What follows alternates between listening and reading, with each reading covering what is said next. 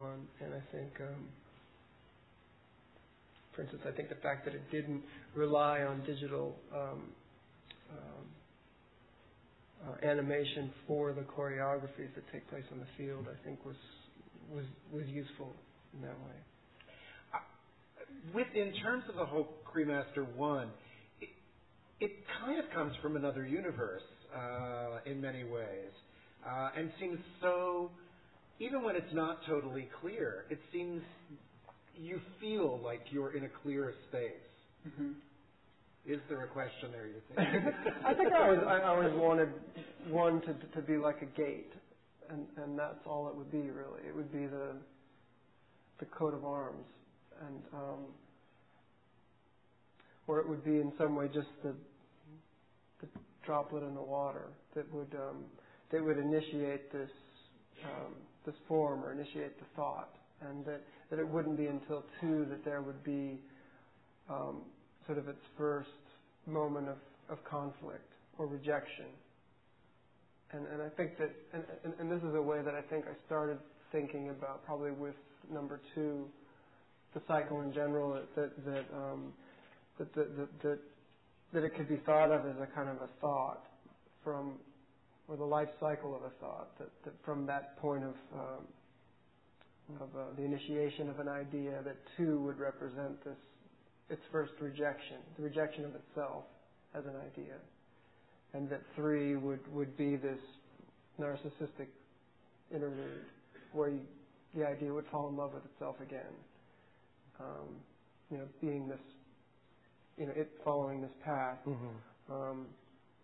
and 4 would have the sense of panic that it needed to find a way out because it knew that 5 was coming, and 5 would be its death. It would be its at the point where the idea had to be defined and spent. And so in 4, there's this panic to try to find a third way out of neither withholding the idea nor spending it, but there being a space in between somehow, which doesn't make itself available, I think. And so I think 1 was always wanted just to be a spark of some sort. And the field was, I kind of remember that Broncos Stadium, the Salt Flats and the Rockies, and Chrysler Building. The Chrysler Building were always. There was never a moment where I remember you talking about the cycle without those landscapes and that architecture in them. In Cremaster 5, the next one, there you leap over to Eastern Europe and a very, very dark kind of Gothic world, and the actual creation of an opera. You won't see that in the sequence that's been chosen for tonight, but it is the opera starts it and carries it through to the conclusion. And when you and Jonathan, how did you arrive at this notion that you wanted an opera and you wanted this kind of almost heavy Eastern European? I can't remember the word. It's the perfect word in German. But if I was German, I wouldn't be questioning what it is. But at any rate, what kind of led that? What brought me to Budapest was the notion of it ending in the warmth of a bathhouse. So I went to the Ottoman baths thinking that it should be a bathhouse and it should be ancient. It should be old, and then started looking around the city and finding that there was a moment when Budapest wanted to be Paris, and all of these places were built around the same time at the end of the 1800s, and the Opera House was one of them, the Gellert Baths was one of them, and there was a sort of level of artifice to that I found really surprising and appealing. The bridge itself, the chain bridge over the Danube. So there was a kind of continuity there that I didn't expect, and so the Opera House. I guess once the Opera House came into it, and this dialogue with Jonathan had started about. I think it started with why wouldn't there be an aria at a certain point in this piece, and the rest of it would be driven by something else. And then the more we talked, the more of an interesting challenge it seemed to be to have a sung text carry the whole piece. I mean, both as a challenge, a new challenge, and as a way of effectively carrying the story, and wanting number 5 to be to kind of dip into a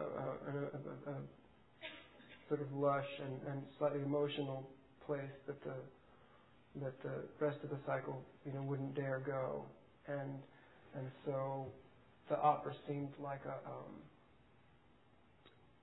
good way to really turn that on. And then I don't know whether you.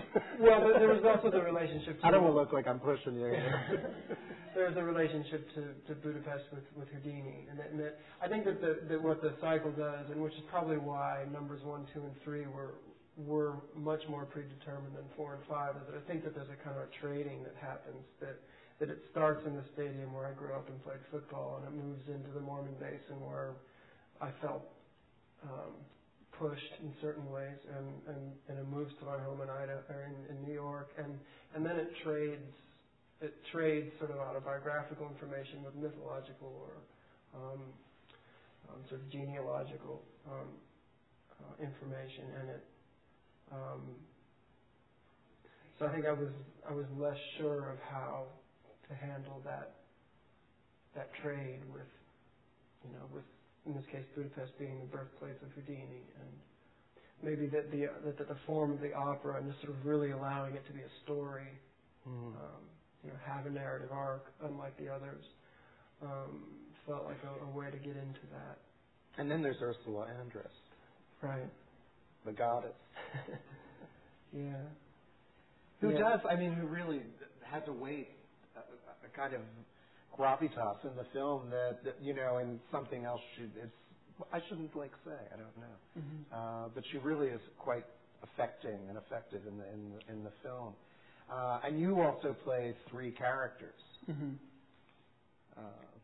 Yeah, that the piece was based loosely on Houdini and his relationship to his mother, and so the Houdini character is split, sort of fractured into 3 sort of versions of the same character. There's the diva on stage who climbs the proscenium arch, ascends, crosses, and descends.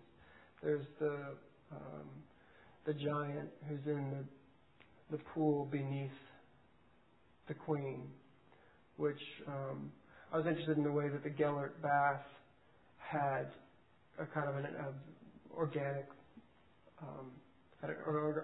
architecture that I was fixated on how to take Ursula and integrate her into the architecture somehow, and I think one of the ways that happened was thinking about the impression that she would make on her chair, and the way that the Gellert in some ways could be the space beneath her perineum, that there's a saddle that's between these twin baths in the Gellert that are separated by 2 degrees or something like that. Otherwise, they're identical, and it's probably typical of the way